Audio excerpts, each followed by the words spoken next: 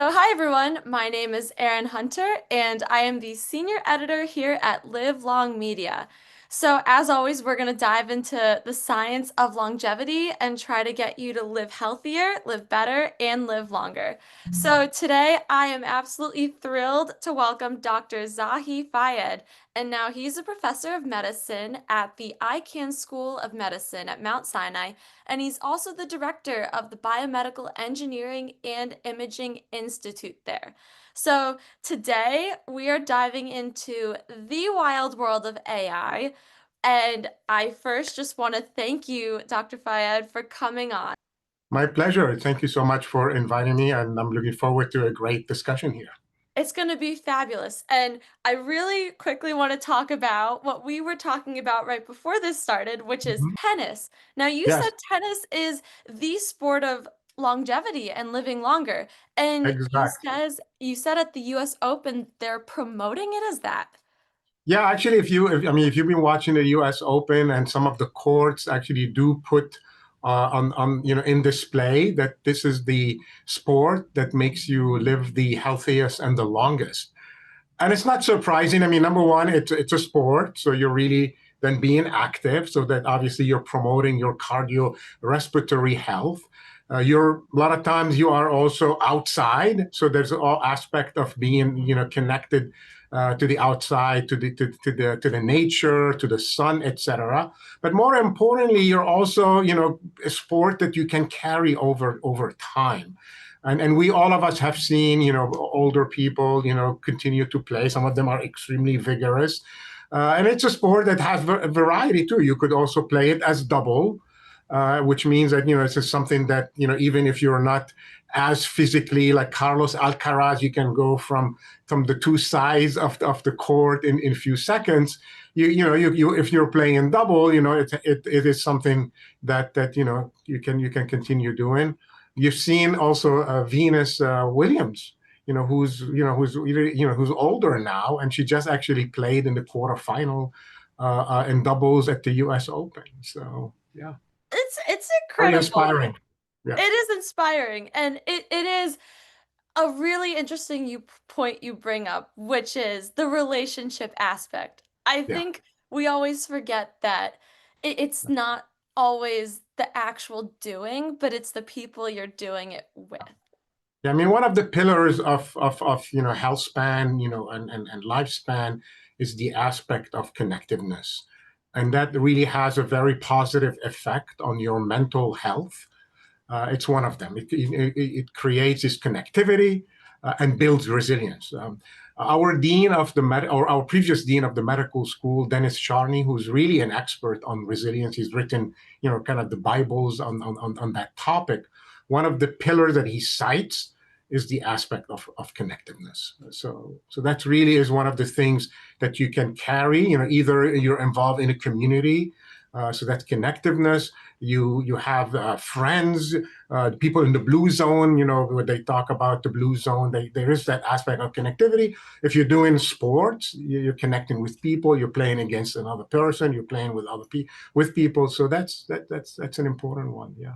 Yeah. And, I'm very excited for our conversation today because AI is one of these things that it either it divides people. It either connects us and brings us together, or it's this otherworldly idea that we are going to be separate from our humanity. Sometimes I think AI definitely gets a little sci-fi, Yeah. but when it comes to health, I wanted to bring up one of the aspects of AI, which is what are people wondering about it? And Yeah. I looked it up online. I went on the Google Trends, and Mhm. the number one question people have about AI is how can AI help? I mean, it's so broad, but I would love if you could dive into how it can help specifically with health and longevity, Yes. and where can people start? Where can we even start to understand it and even use it? Okay, so let's maybe impact that a little bit and start from the first comment you made. I mean, we are living, we're at an inflection point. We're really part of this revolution. You think about it as people, when they invented the printing, the printer, in Germany, when people moved now from printing and the printing machine, and how it changed the way information is being digested and distributed. The other, you can think about also what happened when we invented cars, how we moved from horses to having now an automobile, and how people were very scared. People were, I heard that, when they were launching the cars in Philadelphia, they would clear out the streets, because they were worried that, this car is going to crash into them, and there were accidents. And now we have this new tool that is AI, that is now being embedded in everything we do. It is in our economy. It is how people are looking for information. We are interacting. It is being weaved into our life, through the phone, through everything that we touch. We are still at the early days, and this is a little bit like the automobile. It is scary. We understand its potential, and we're very excited about it. But at the same time, we have to be very cognizant to say that, hey, we need to be careful about this technology. How are we going to use it? There are still some safety aspects to it. We know. I mean, one thing, as you said, let me now think about AI as a tool to get information or to guide me through a process. We've all interacted with most of the bot, most of the model. They all have hallucinations. I mean, after a while, you start Can you asking really them. quickly explain Yes, what a hallucination is? exactly. Yeah, it's basically where the models start making up information, which means that I start talking to the bot and I ask simple questions. I say, can you give me recommendations on the best town to go to this weekend so I can have, a leisurely time? And then it will go and look at the web. It will find information. It will complete this word. But after a while, once you keep continuing to ask questions, it wants to please you. It really wants to please you.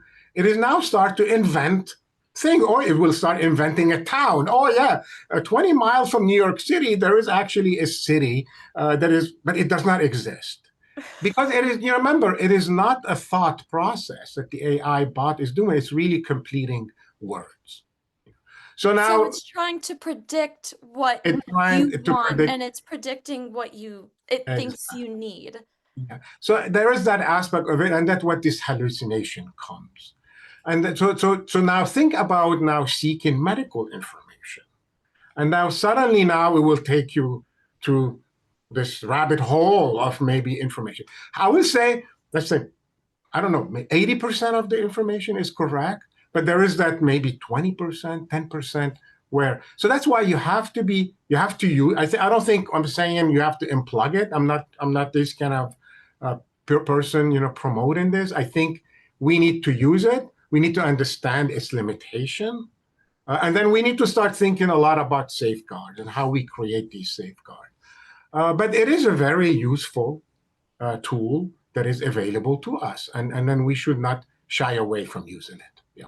So would you mind exploring with me some of the ways it serves as a Yeah. tool? Uh, Does that mean a search engine? Does it mean an app? Does it mean a physical technology that uses AI? Can you paint a little bit oh, of more of a picture yeah. of what But that looks like? it is a way, instead of you going to doing a search, and most of the search engine we've been used to using would be a Google search, and it Mm. would go through pages and it would rank these pages according to the information, the value of the information. Now, with the large language model or with the chat bots, we now have a way with prompts. We can prompt it. Say, I know again. What would be, I'm gonna give you an example related to wellness and maybe exercise. So I have my exercise program written by people who are experts in human performance, and then it tells me today you need to get to your 5 repetition on your bench press. Okay. So now okay, they didn't give me more detail on this. So I go to a chat bot and I say, can you please give me the steps for me to get to 5 repetition max on this lift, and it will, you know, give me the steps. Start with the empty barbell, add 10 pound, increase up to basically your 5 repetition. So very useful. um, it didn't hallucinate there too much, too much for me. It's a simple instruction. So I'm really now have a tool that, I can do it with voice, by the way. I can write it up. I can take a document and put it in there and ask, can you please summarize this? So Mm. that's really this we've never had this kind of way to be able to interact with an AI in the past. So this large language model invented about or deployed about a year and a half or 2 years now, has really brought us to that level of interaction with an artificial intelligence, a model. Yeah. And so would an example of using that in the chat be like ChatGPT? Is that an Yeah. example That, of an AI exactly. model? It's one of the models that's the most popular, but there Okay, are and that's something most people have access to. So they could put in yeah, these prompts for their health exactly. by just E- going and exactly. using. But you Hmm. have to remember that these are general models. They are not personalized to you. Hmm. So in a sense, I mean, when we were talking here about health and wellness, etc. So you could say, I'm a male, all, X, my age is X, I weigh, certain size, etc. But it does not have my medical record. It does not know my history. It does not have, so we could use it for general information, but we are not yet at the stage of personalizing totally to you as a person and giving you specific recommendations. We are not there yet. We will get there eventually, but right now, I will say we are a little bit more general. We're not that specific to you as a person, and it does not know it. By the way, if you interact with the bot, it still has memory on you, so it will remember you as a person. But it is not updating the information. It does not know that today my blood pressure, 24-hour blood pressure was X. It does not know that, not yet. But in the future, we will be able to start linking it and creating a specific AI agent or multiple agent that know more about yourself, because we link them to our medical record. We link them to the sensors. I have 2 sensors that I'm wearing here today. I wear a third one when I exercise, and sometimes I have a fourth and a fifth one, etc. But in the future, as we started to get this sensor information, this continuous information, we should be able to now create a digital version of you that an AI agent you can start interacting with that. Yeah. So can you explain to me then the Yeah. wearables? So the an Oura Ring or a heart Hmm. rate monitor or Hmm. a smartwatch, Hmm. do they use AI when they're collecting your insights about sleeping and if you put in your food you're eating, your calories burned, heart rate? Yes, they do, Aaron. They do. I mean, so Okay. the scores that you get from any of these sensors and wearable, like an Oura Ring, I have a Whoop here, maybe a Garmin watch, a Fitbit, and etc. They're all using some kind of an AI on top of the sensor measurement. This is how they can derive your sleep cycles. Remember, they're not measuring sleep, for example, is measured using your brain waves.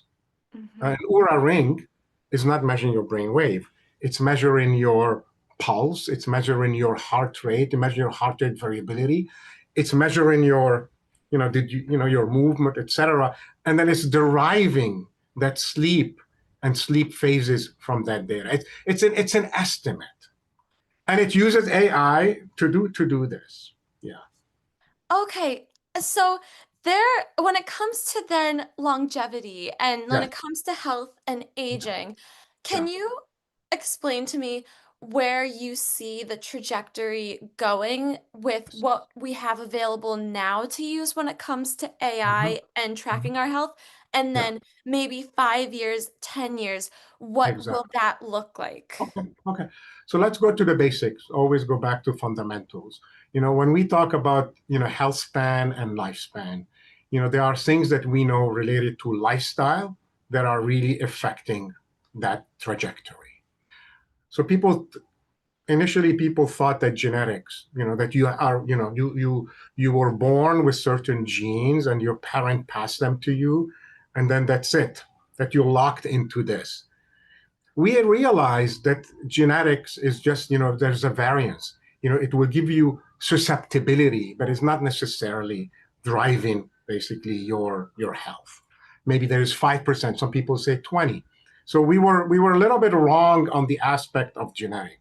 What we realized is that the lifestyle exposures are the one driving really your health span. So sleep, exercise, diet, and mental health. Mental health is a little bit of a bucket. We talked a little bit about connectivity, but anything related to Mm. the aspect of mental health and managing that. So if you're able to optimize all these aspects, sleep, diet, exercise, and mental health, you're able now to create a pathway for you to minimize your chronic disease exposure and then keep yourself in the optimal health. You're always going to get, we're not going to never going to be perfect. You're basically, let's say you start here, you start to get a little bit of a dip because something happened physiologically, you start to get illness, etc. But if you're able to start seeing these changes early on, you're able now to maximize them and change them. It's very hard to change your trajectory when you're at the high at the end. Like let's say, chronic cardiovascular disease, chronic, you have a cancer, or you have exposure to mental health. So So what are the most important things that cause the little dips? Like everything, everything, every Oh my everything God. So related like the to whole world can just make even you dip. exposomic, exactly. I mean, you're exposed to certain chemicals in your environment. It is going to have an effect within your body. You slept, let's say, sleeping. Last night because you're watching the U.S. Open and you slept, later than usual, and you woke up early. So you disrupted your sleep.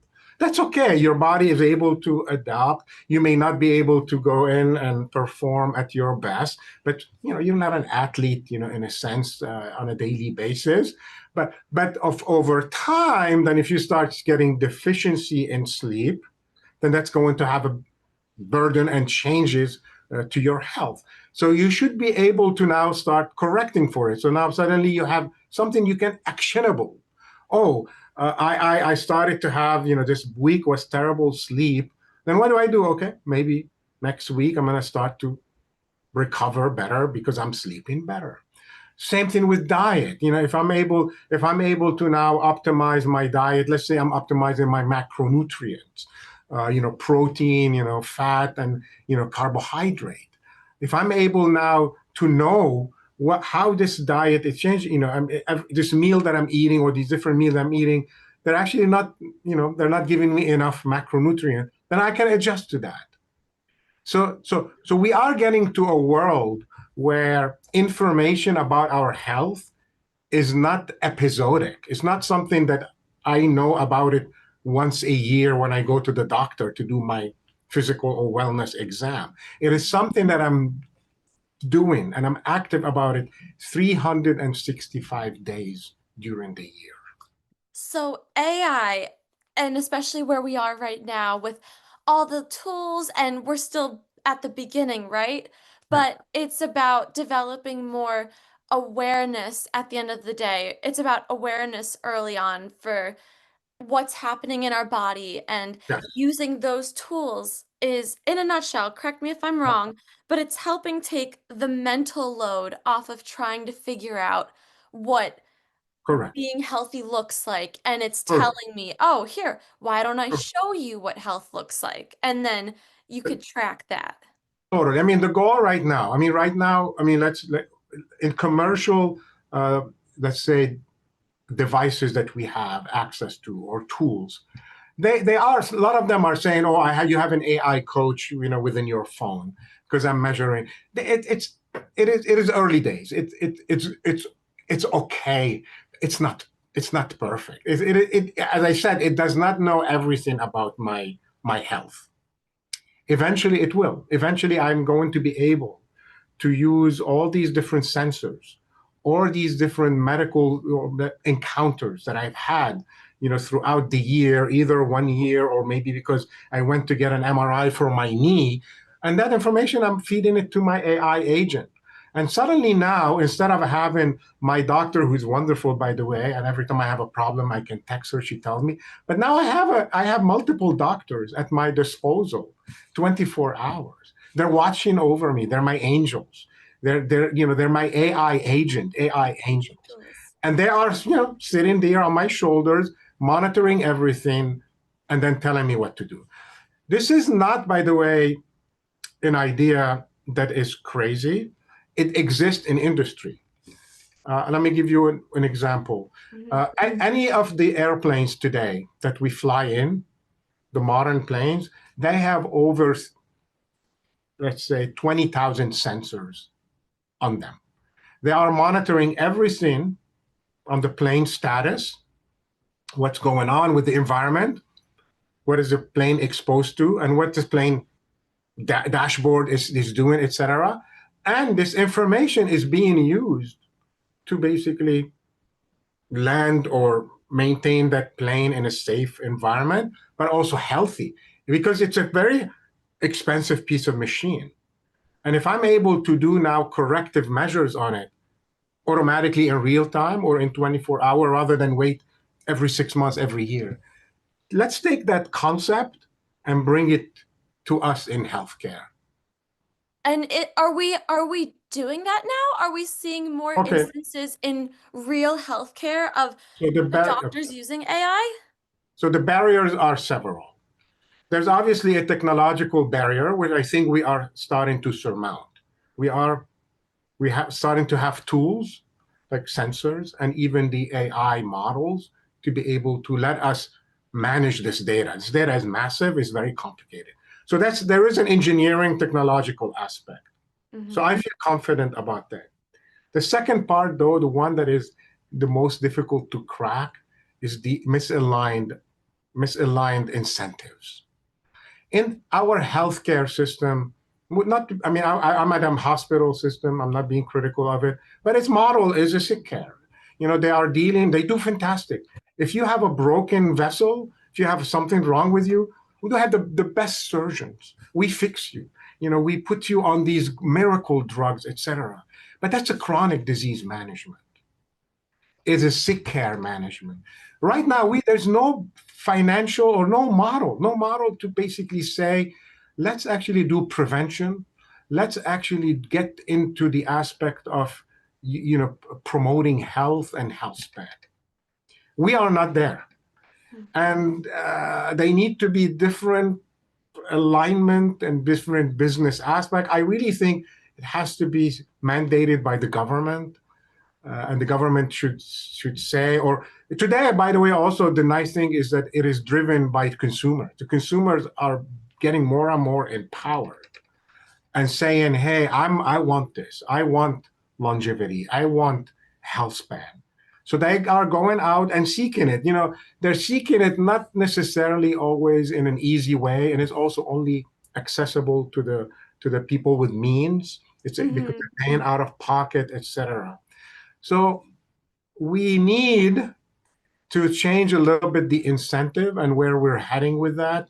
But I'm optimistic because when you think about the impact it will have, not only for you and I in terms of living healthy and longer, it's very positive to humanity, but there's also an economical advantage eventually that we're going to see because people are now spending less on chronic care and they Oh. are saving money to the economy, and the economy is changing. Now we have people in their 70s and 80s who are vibrant, who are still participating to the economy rather than being retired, being with chronic diseases costing the healthcare, costing the economy a lot of money, and not participating. There's a whole, ecosystem that is beyond even health, which I really think is the economy itself. Once people start getting into it,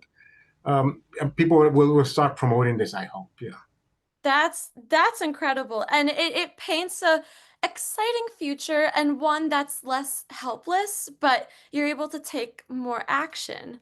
And Exactly. I want to be cognizant of your time, but Yes. the one thing I would love to end on is one, asking in your opinion, what do you think is the single most exciting AI innovation that is coming on the horizon for health and longevity in our wellness? And this is twofold. And then, what is one thing you think is the most important and relevant thing people can do now to start integrating with AI and using it in a helpful way? Yeah. So let's start with that, the aspect. I mean, in terms of relevance, as I said, I mean, baby steps always. I mean, we're not going to, ask somebody suddenly to equip themselves with all the sensors in the world and to start doing, blood testing, every day or anything. It's a, you're not an athlete trying to optimize that 0.1%, in terms of your performance. However, you can start adopting some of the technology, like you mentioned, some of the sensors and wearables that are commercially available. Most of them are actually pretty good. Even just monitor your steps. That do it's 5,000, 6,000, 10,000 steps a day. You realize you will burn calories, so it's good in terms of your calorie balance and losing weight. 10,000. Exactly. But also it has an incredible aspect in terms of mortality, cardiovascular health. So that's really simple. And then, as I said, most of these sensors are using AI uh, to give you that information. So that's number one. Number two, become familiar with these bots. I mean, really pick one of them and start interacting with it. I mean, and realize that, hey, some of this information may be wrong, but learn how to bring them into your life. Design even a food recipe using them. I mean, just say, I want to eat healthy tonight. Give me a suggestion of, how should I cook this? I mean, that's very simple. That's easy. Now, the third thing that I'm the most excited about that you asked me about is the aspect really of now not having one AI bot, but really having these multiple AI agents that are working for me. And these AI agents now, you can, they're suddenly now managing everything, related to my life and my activity, my health, my daily life, and they're working in cooperation together to be able to give me this recommendation. So we are starting to see the deployment of these agentic, AI to basically manage, the data that we have and and giving it back to us in actionable kind of way. Yeah. And then at the end of the day, we all experience better health. That's the end goal is these agents able Yeah. to say, "Hey, take off some of the burden." Yeah.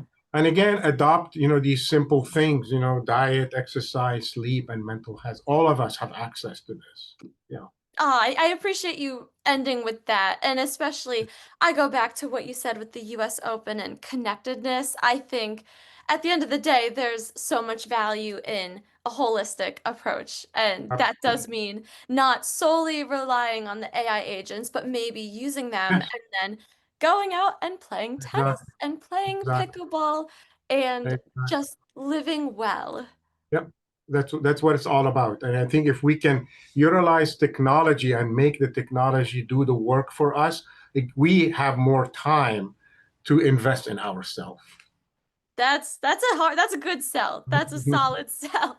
So I thank you so much for speaking with us today. And where can people find you?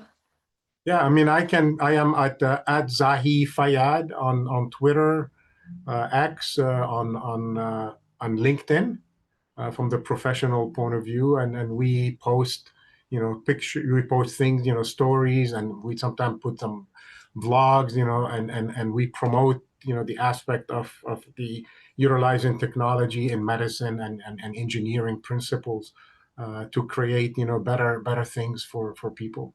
Yeah. Well, awesome. Thank you. Thank you. I appreciate your time today. This was Thank awesome, you. and I'm gonna say bye to your little AI angel too, because Yes, many these are angels, hopefully, working for us. Thank you again. Have a good one. thanks. Have a good one. Bye bye.